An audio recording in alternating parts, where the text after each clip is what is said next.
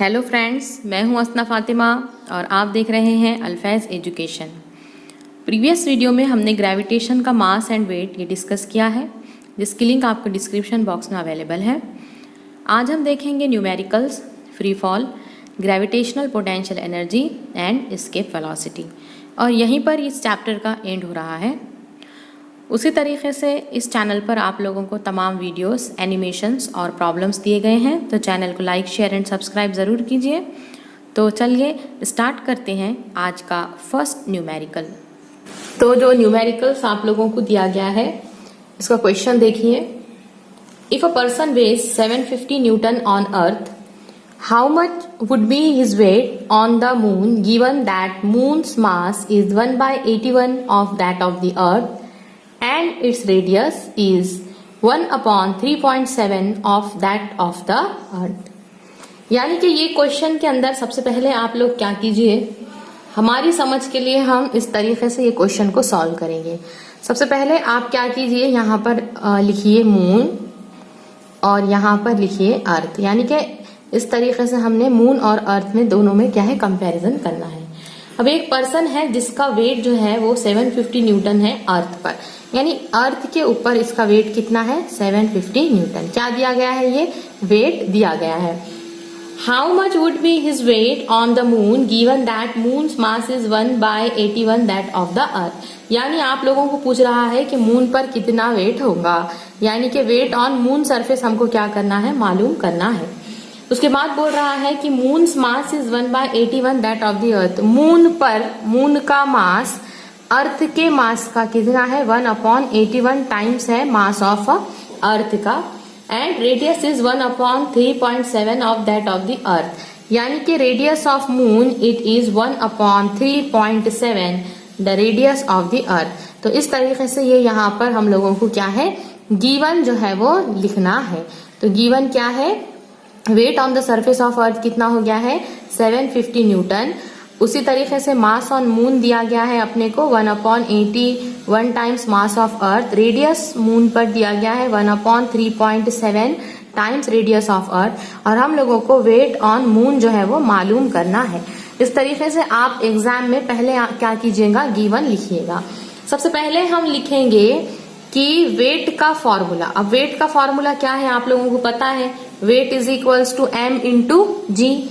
तो m का m और g का फॉर्मूला आप लोगों को पता है, इट इज gm/r²। तो इस तरीके से हो जाएगा वेट का फॉर्मूला gmm/r²। अब जैसे ही हमने ये फॉर्मूला जो है वेट का लिख दिए यहाँ पर gmm/r², ये हो गया हमारा वेट का फॉर्मूला। तो हम क्या करेंगे, दो वेट के फॉर्मूले बना लेंगे। एक हो जाएगा वेट का फॉर्मूला किसके लिए, मून के लिए, तो ये हो जाएगा gmm/r², और अर्थ के लिए हो जाएगा we is equal to gmm/r²।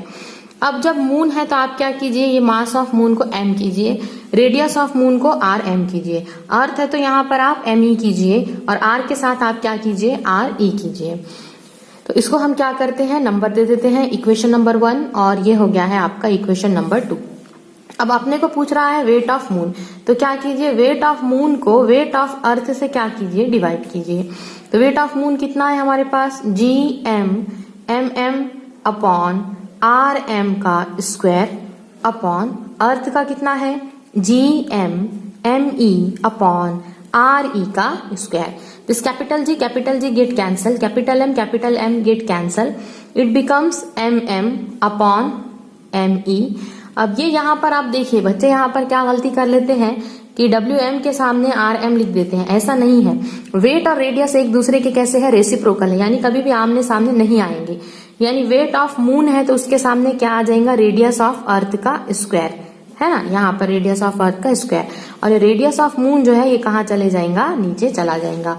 तो इस तरीके से यहाँ पर हमारा फॉर्मूला क्या हो गया है, weight on moon divided by weight of earth is equal to mm/me into re²/rm का स्क्वायर। यानी कि दोनों को मिला के हम क्या करेंगे, ब्रैकेट का स्क्वायर हमने लिख दिया है। अब आप क्या कीजिए, mm की वैल्यू लिखिए। अब mm की वैल्यू कितनी दी गई है, 1/81 me। यहाँ पर देख सकते हैं mass of moon is 1/80 times 1/81 times ME upon में ME इनटू, यहाँ पर देखिए हमको रेडियस ऑफ मून गिवन है, तो यानी रेडियस ऑफ अर्थ जैसे कि वैसे आप लिख दें, और रेडियस ऑफ मून कितना दिया हुआ है, it is 1/3.7 times RE, so it is 1/3.7 times RE, और ये ब्रैकेट का क्या हो जाएगा, होल स्क्वायर हो जाएगा। This ME get cancel, this RE get cancel, so it becomes 1/81 into ये 3.7 जो है वो ऊपर चला गया है और उसका क्या लेना है, हमें स्क्वायर लेना है। तो यहाँ पर जब हम क्या करेंगे, इसे सॉल्व करेंगे, तो ये जो है इसकी वैल्यू हमको कितनी निकालनी है, वेट ऑफ मून निकालना है हमको, divided by weight of earth आ गया है 1/81 इंटू 3.7 का क्या कीजिएगा, स्क्वायर कीजिएगा। तो अब हम क्या करेंगे कि ये जो वेट ऑफ अर्थ है यहाँ पर इसको इसके साथ क्या कर देंगे, मल्टीप्लाई कर देंगे, तो इस तरीके से हमें वेट ऑफ मून जो है वो इजिली निकल जाएगा। तो इट इज 1/81 इंटू 3.7 का स्क्वायर इंटू, आपको कैसे मल्टीप्लाई करना बोले हमने, वेट ऑफ अर्थ से, और यहाँ पे आपको वेट ऑफ अर्थ जो है वो दिया गया है, कितना है वेट ऑफ अर्थ, यहाँ पर देखिए 750 न्यूटन। तो आप इसको क्या कीजिए, 750 से क्या कीजिएगा, मल्टीप्लाई कीजिएगा, तो 1/81 इस तरीके से हो जाएगा 3.7 इंटू 3.7 इंटू 750। तो आप लोग जो है अपने लेवल पे इसे मल्टीप्लाई और डिवाइड करें, बहुत ही इजी मेथड है। तो फाइनली जो आंसर आ जाएगा वो हो जाएगा 126.8 न्यूटन। इस तरीके से वेट ऑन मून सरफेस जो है हमें पता चल गया है 126.8 न्यूटन। नेक्स्ट पॉइंट हम देखेंगे ग्रेविटेशनल वेव्स के बारे में। Waves are created on the surface of water when we drop a stone into it. पानी के अंदर अगर कभी हम पत्थर डालें तो क्या होता है, वहाँ पर भी वेव जनरेट होते हैं। उसी तरीके से अगर एक स्ट्रेच्ड स्ट्रिंग हमने लिए हैं, यानी कि एक तनी हुई डोर है, तो उस पर भी हम देखते हैं कि वेव्स जनरेट होते हैं। Light is also a type of wave, it is called as a electromagnetic waves. Gamma rays, X rays, ultraviolet rays, infrareds, microwave, radio waves, these are the different types of the waves. Astronomical object emit these waves and we receive them using our instrument. तो यहाँ पर हमें gravitational waves के बारे में देखना है कि ग्रेविटेशनल वेव्स डिफरेंट टाइप की वेव्स होती हैं, और ये जो वेव्स है called the waves on the fabric of the space time.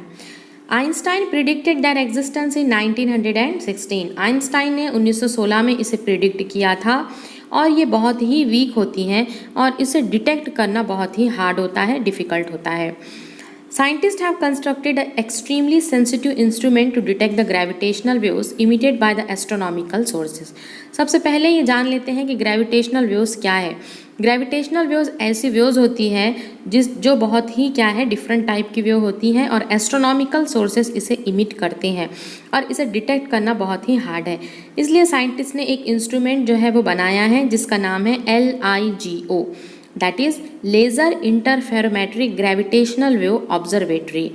तो ये इंस्ट्रूमेंट के थ्रू हम क्या कर सकते हैं, ग्रेविटेशनल वेव्स की इंफॉर्मेशन ले सकते हैं। Indian scientist have contributed significantly in this discovery, और इस डिस्कवरी में इंडियन साइंटिस्ट का बहुत बड़ा रोल है, और उसी तरीके से इसकी ग्रेविटेशनल वेव्स की इंफॉर्मेशन की वजह से हमें जो है यूनिवर्स की बहुत सारी इंफॉर्मेशन मालूम करने में आसानी हुई है। इसके बाद जो पॉइंट हमें देखना है वो है फ्री फॉल। तो यहाँ पर आप लोगों को एक एक्टिविटी दी गई है, take a small stone, hold it in your hand, which forces are acting on the stone, now release the stone, what do you observe, what are the forces acting on the stone after you release it. एक पत्थर को जो है वो लेना है और फिर इस पर कौन से फोर्स एक्ट होंगे ये बताना है, फिर वो स्टोन को रिलीज़ करना है, तो आपने क्या देखा और इस स्टोन के ऊपर कितने फोर्स एक्ट हो रहे हैं ये देखना है। तो सबसे पहले हम देखेंगे कि हमारे हैंड में क्या है, एक पत्थर है। अब ये जो हैंड है ये स्टोन पर क्या कर रहा है, एक टाइप का फोर्स लगा रहा है, उसी तरीके से ग्रेविटी भी अर्थ की फोर्स लगा रही है। तो ये दोनों जो फोर्सेस है वो इक्वल एंड अपोजिट है, इसलिए जो स्टोन है वो कौन सी कंडीशन में होगा, रेस्ट कंडीशन में होगा। यानी इक्वल एंड अपोजिट फोर्सेस लगने की वजह से ये रेस्ट पोजीशन में है। लेकिन जैसे ही हम क्या करते हैं, ये स्टोन को रिलीज कर देंगे, स्टोन को छोड़ देंगे। तो अब ओनली ग्रेविटेशनल फोर्स ही है, ग्रेविटी ही है जो इस स्टोन पर क्या हो रही है, लग रही है, और ये स्टोन जो है वो डाउनवर्ड डायरेक्शन में क्या हो जाएगा, गिर जाएगा। यानी कि force of gravity due to earth act on each and every object. When we were holding the stone in our hand, the stone was experiencing this force, but it was balanced by the force that we were applying on it in opposite direction. यानी हमारे हाथ में जब stone था तो दोनों forces एक दूसरे को बैलेंस कर रहे थे, लेकिन when we release the stone from the hand, the only force that acting it is the gravitational force of the earth. और इसी को हम क्या कहते हैं, फ्री फॉल कहते हैं। यानी कि अर्थ क्या करेंगी, हर चीज़ को अपने तरफ फ्रीली क्या करेंगी, अट्रैक्ट करेंगी, और वो ऑब्जेक्ट जो है वो गिर जाएगा। इसे हम क्या कहते हैं, फ्री फॉल कहते हैं। In free fall the initial velocity of an object is zero. हमेशा यू क्या होगा, यहाँ पर ज़ीरो होगा, और एक्सेलरेशन की जगह पे हमें जी यानी एक्सेलरेशन ड्यू टू ग्रेविटी लेना होता है। अब जैसे कि आपको पता है कि काइनेमेटिक्स के हमारे पास क्या है, 3 इक्वेशन होते हैं। 3 इक्वेशन कौन से है वो, v is equals to u plus a t. Second equation होती है s is equals to u t plus half a t square, और थर्ड इक्वेशन जो होती है वो है v square is equals to u square plus 2as, जैसा कि आप लोगों को यहाँ पर दिया गया है। अब फ्री फॉल कंडीशन में हमने क्या करना है, इनिशियल वेलोसिटी यानी u की जगह पे 0 रखना है और a की जगह पे g रखना है। तो जैसे ही आप इसे सॉल्व करेंगे तो फर्स्ट इक्वेशन हो जाएंगी v is equals to g t, second हो जाएंगी s is equals to half g t square, और थर्ड हो जाएंगी v square is equals to 2gs। ये तीनों इंपॉर्टेंट इक्वेशंस हैं आपके फ्री फॉल के, इसके बेसिस पे आप लोगों को न्यूमेरिकल्स आते हैं।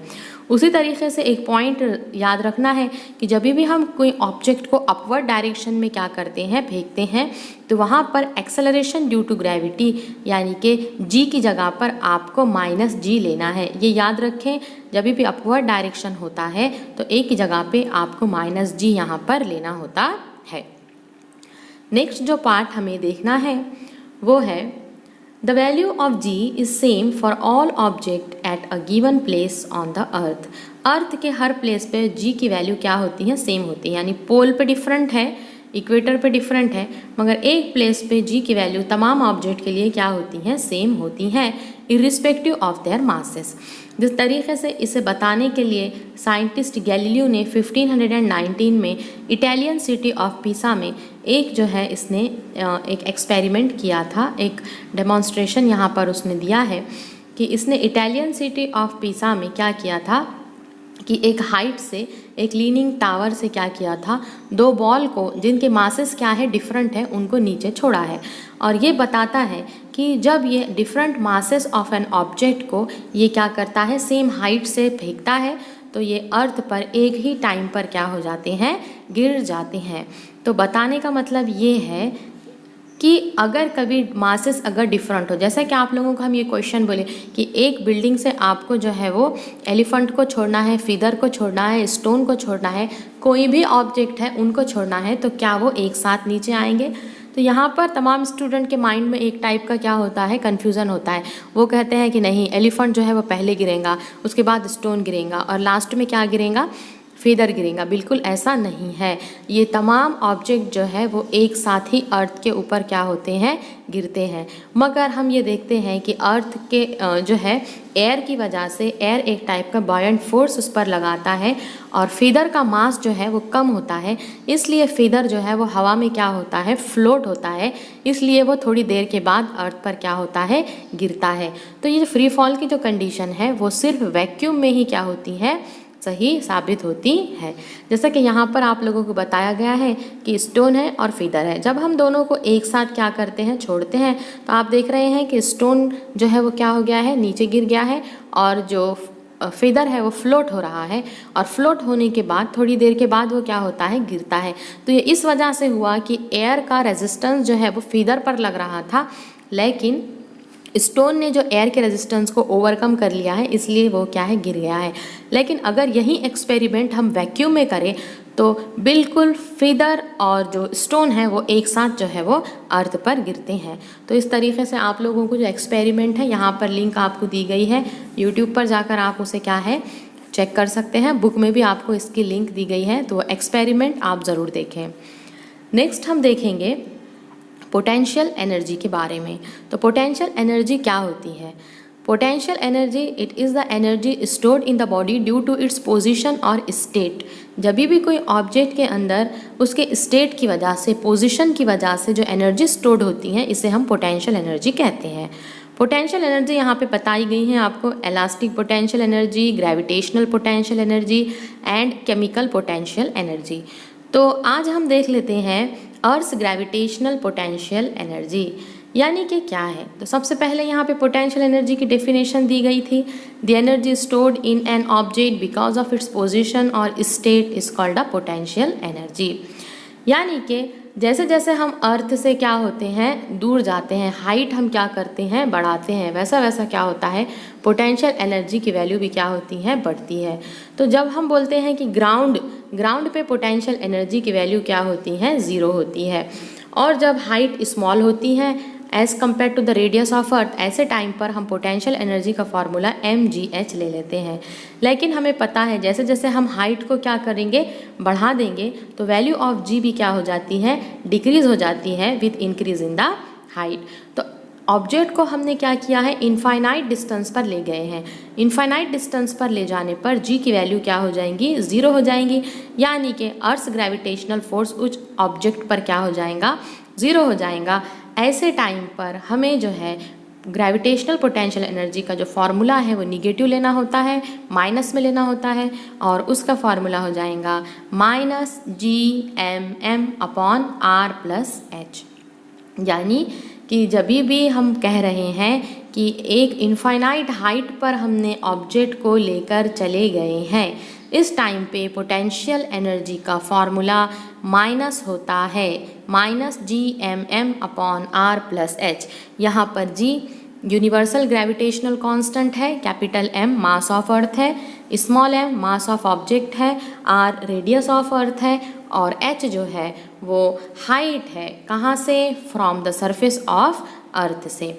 तो आई होप आप लोगों को ये ग्रेविटेशनल पोटेंशियल एनर्जी का कंसेप्ट समझ आ चुका होगा। बस माइंड में ये रखना है कि सरफेस पर ग्रेविटेशनल पोटेंशियल एनर्जी मैक्सिमम होती है, और कितनी होती है, वो 0 होती है। 0 ही इसकी सबसे ज़्यादा वैल्यू है, और जैसे जैसे आप इसकी हाइट को क्या करते हो, बढ़ाते हो, इंक्रीज़ करते हो, तो ये वैल्यू क्या में आ जाएंगी, निगेटिव में आ जाएंगी, और इसका फॉर्मूला जो है वो क्या हो जाएगा, -gmm/r+h। यहाँ पर कैपिटल M और कैपिटल R ये अर्थ का मास और अर्थ का रेडियस है। तो मैं आप लोगों को एक और एग्जाम्पल के थ्रू यहाँ पे बता देती हूँ। Lifting an apple up to 1 metre it is easier work than lifting an apple tree the same height. यानी अगर आपसे कहा जाए कि 1 मीटर तक आप एप्पल को ले जाइए, ये इजी है आपके लिए, या एप्पल ट्री को ले जाइए, ये आपके लिए इजी है, तो ऑब्वियसली आप लोगों का आंसर यही होगा कि एप्पल ट्री का मास ज़्यादा है, तो इस वजह से ये मुश्किल होगा। तो इसका मतलब ये हुआ कि a tree has a more mass so it needs to be given a more gravitational potential energy to reach the same height. एक सेम हाइट पर ले जाने के लिए इसका मास ज़्यादा है, तो पोटेंशियल एनर्जी भी अपने को कैसे देनी होगी, ज़्यादा देनी होगी। इसका मतलब ये है कि किसी ऑब्जेक्ट को हाइट तक ले जाने के लिए ग्रेविटेशनल पोटेंशियल एनर्जी जो है it also depend on the mass of an object.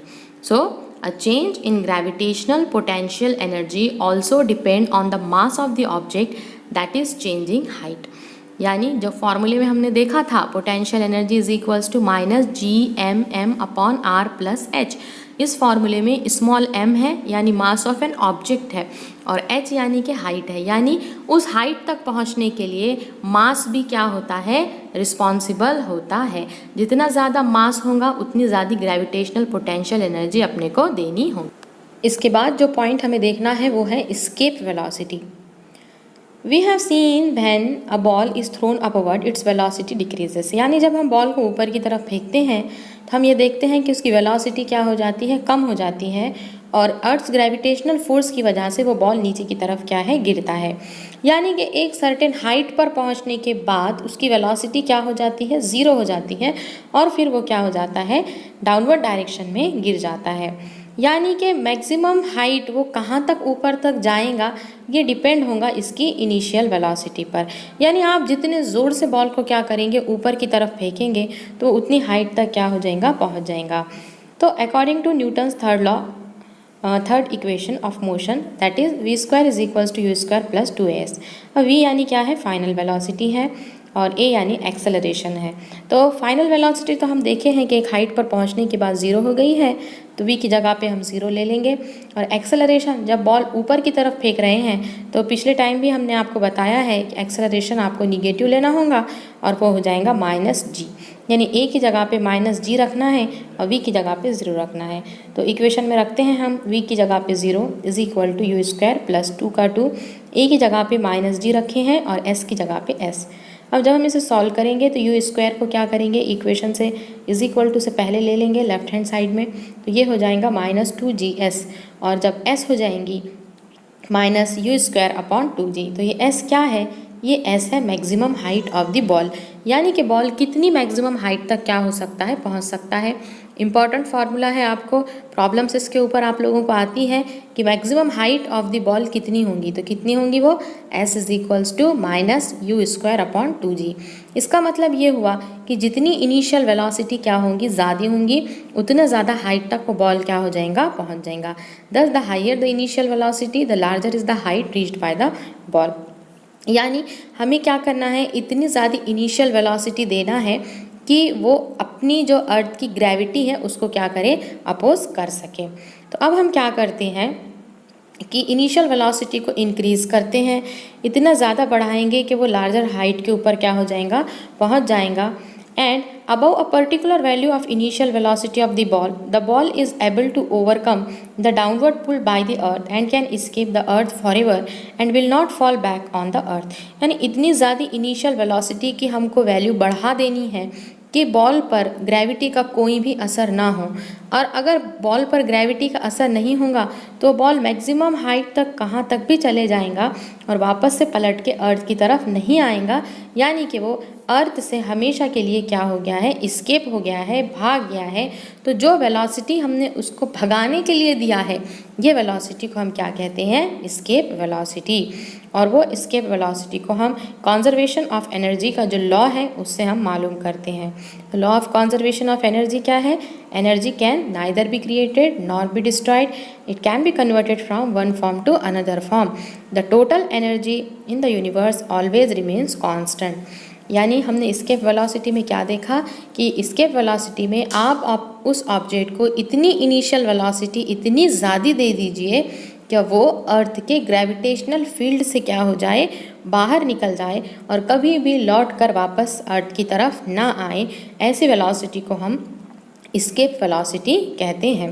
तो आइए देख लेते हैं कि law of conservation of energy के मुताबिक कि जो टोटल एनर्जी है वो हर जगह पे किस तरीके से क्या है, कांस्टेंट होती है। तो देखेंगे हम कि एक ऑब्जेक्ट है जिसका मास क्या है, m है, वो सरफेस ऑफ अर्थ पे उसकी काइनेटिक एनर्जी है ½mv², पोटेंशियल एनर्जी है -gmm/r। तो टोटल एनर्जी क्या है, total energy E1। Total energy means kinetic plus potential energy, यानी ½ mv² प्लस -gmm/r, यानी प्लस माइनस माइनस हो जाएगा, यानी E1 की वैल्यू आ गई है ½ mv² -gmm/r। उसी तरीके से हमें टोटल एनर्जी इनफाइनाइट डिस्टेंस पर निकालना है। इनफाइनाइट डिस्टेंस पर काइनेटिक एनर्जी 0 हो जाती है, पोटेंशियल एनर्जी भी 0 हो जाती है। तो total energy E2 kinetic energy 0 plus potential energy 0, यानी ये टोटल एनर्जी हो जाएंगी 0। अब जैसे कि कंजर्वेशन ऑफ एनर्जी का जो लॉ था, principle of conservation of energy, E1 is equals to E2, value रख देंगे हम। E1 की वैल्यू कितनी है, ½ mv² -gmm/r, और E2 की वैल्यू है 0। इन दोनों को हम क्या करते हैं, कंपेयर करते हैं। कंपेयर करने पर हमने ये देखा कि यहाँ से m स्मॉल m दोनों कैंसिल हो गए हैं और यहाँ से v² is equals to 2gm/r हो गया है। तो यहाँ पर v² है तो हम v ले लेंगे, v is equals to √2gm/r। तो इस तरीके से ये इस्केप वेलोसिटी का फार्मूला हो गया है, v is equals to √2gm/r। अगर इसे हम सॉल्व करेंगे स्मॉल g के फॉर्म में तो ये हो जाएगा √2gr। इस तरीके से इस्केप वेलोसिटी के दो फार्मूले होते हैं। यानी पहला फॉर्मूला है v escape is equals to under root 2gm upon r और दूसरा फॉर्मूला है v is equals to under root 2gr।